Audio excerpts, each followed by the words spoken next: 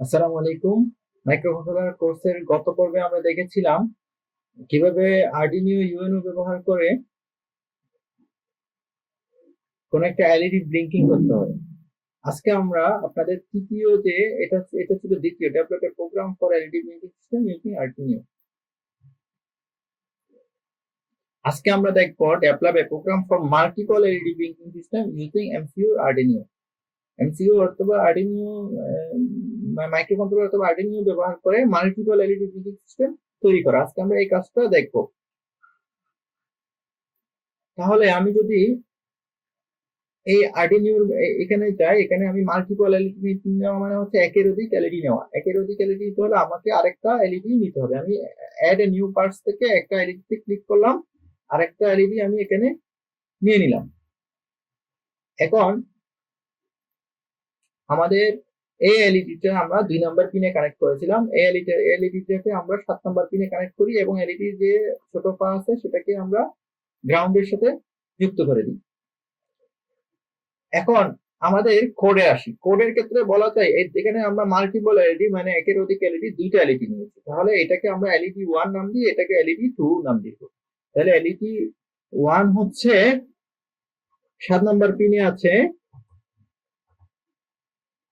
LED 1 হচ্ছে আপনার 2 number পিনে আছে। এলইডি 1 আছে 2 নাম্বার পিনে এবং এলইডি 2 আছে 7 নাম্বার পিনে। তাহলে ইন্টিজার টাইপের এলইডি 2 ইজ ইকুয়াল 7।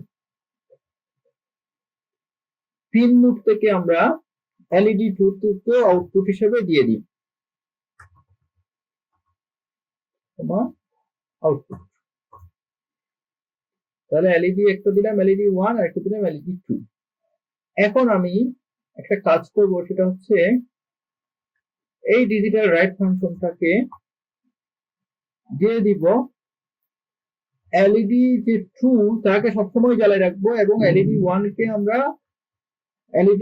আমরা ব্লিঙ্ক আগের মতো ব্লিঙ্ক করার থাকবে। এলইডি 2 কে আমি সবসময় জ্বালিয়ে রাখবো। তাহলে LED 2 digital write LED 2 high এবং ডিজিটাল রাইট এলইডি 1 হাই করার পর আবার ডিলে দিলাম এবং এলইডি 1 কে আবার লো করে দিলাম। তার মানে 1 সেকেন্ড হচ্ছে জ্বলবে। আচ্ছা, এটাকে 1 সেকেন্ড বলি, 1 সেকেন্ডে 10 ভাগের 1 ভাগ এবং 1 সেকেন্ডে 5 ভাগের 1 ভাগ চলবে এবং 1 সেকেন্ডে এখানে 400 দিয়ে দিই, 400 সেকেন্ড অফ থাকবে। এই প্রোগ্রামটা আমরা রান করি। তাহলে এই প্রোগ্রামটা আপনারা বুঝতে পারছেন, যেহেতু এখানে পিন মোড দুইটা এলইডি 1 এবং এলইডি 2, তাহলে পিন মোড হবে দুইটা। এবং এখানে যেহেতু দুইটা এলইডি, একটা এলইডি কে আমরা সবসময় জ্বালিয়ে রাখতেছি আর একটা এলইডি কে আমরা ব্লিঙ্ক করাচ্ছি। ব্লিঙ্ক মানে একবার জ্বালানো একবার নিবানো। তাহলে আমরা এটা সিমুলেট করলাম।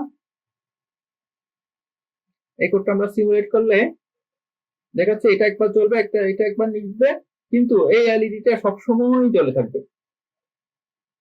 এখন আমরা চাইলে এই যে কোড, সেই কোডটাকে আমরা রিয়েল সিমুলেশনের মাধ্যমে করে দেখতে পারি। আমাদের কাছে আর্ডিনিও বোর্ড আছে এবং আমরা সেই অনুসারে কানেক্ট করব। আমরা এখানে arduino.cc যে আর্ডিনিও আইডি আছে সেখানে যাব, একটা কন্ট্রোল আই দিয়ে এটা রিপ্লেস করে দিব, কন্ট্রোল আই কন্ট্রোল সি দিয়ে এটা রিপ্লেস করে দিব। রিপ্লেস করার পর আমি এখান থেকে আর্ডিনিও ইউএনও বোর্ড সিলেক্ট করব, সিলেক্ট করার পর এখানে আপলোড করব। এর আগে আমরা ওই আর্ডিনিওর যে সেটআপ, সেই সেটআপটা আমি এখানে করে নিব। সেটআপটা আমি করে নিব। ব্যাকবোর্ডে আমি দুইটা কানেকশন দিয়েছি, দুইটা এলইডি ব্যাকবোর্ডে আমি কানেকশন দিয়েছি। ঠিক আছে, এখান থেকে আমি আপলোডে ক্লিক করলাম। এই কোডটা আপলোড হচ্ছে।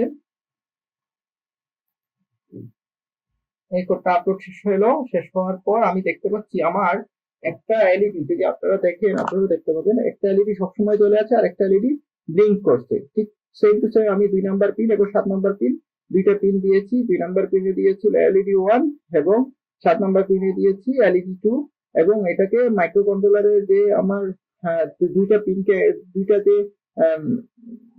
দুইটা পিনে যে আমার গ্রাউন্ড আছে, গ্রাউন্ডটাকে আমি একটা কানেকশনের মাধ্যমে দিয়ে দিয়েছি। আশা করি আপনাদের বুঝতে সুবিধা হবে এবং আপনারাও এই কাজটা করতে পারবেন।